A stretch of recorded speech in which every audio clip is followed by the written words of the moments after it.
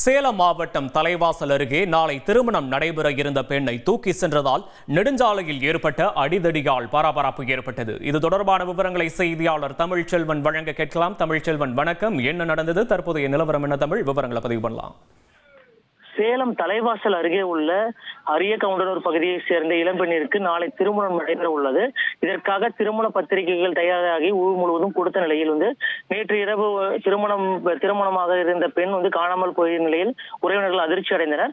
பின்னர் திருமண பெண்ணுக்கு உறவினர்கள் தேடி வந்த நிலையில் ராசிபுரம் பகுதியை சேர்ந்த இளைஞர் ஒருவர் நேற்றிரவு இரவாக பெண்ணை அழைத்து சென்றதாக உறவினர்கள் தெரிவித்துள்ளனர். இந்த நிலையில் சேலம் தாசநாயக்கன்பட்டி பகுதியில் இளம்பெண்ணை அழைத்து சென்ற காரை வளைத்து பிடித்து பெண்ணின் உறவினர்கள் தகராறில் ஈடுபட்டார்கள்.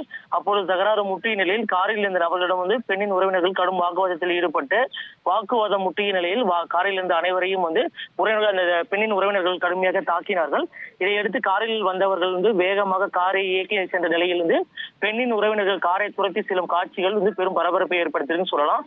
இதனிடையே சாலையில் பெண்ணின் உறவினர்கள் படுத்து உருண்டு காவல்துறையினர் வருவதற்கு முன்பாக பல்வேறு போராட்டத்தில் ஈடுபட்டு அழுந்து கொண்டிருந்த நிலையில் காவல்துறையினர் வருவதாக தெரிந்த உடனே காரை எடுத்துக்கொண்டு அங்கிருந்து புறப்பட்டு சென்றார்கள்.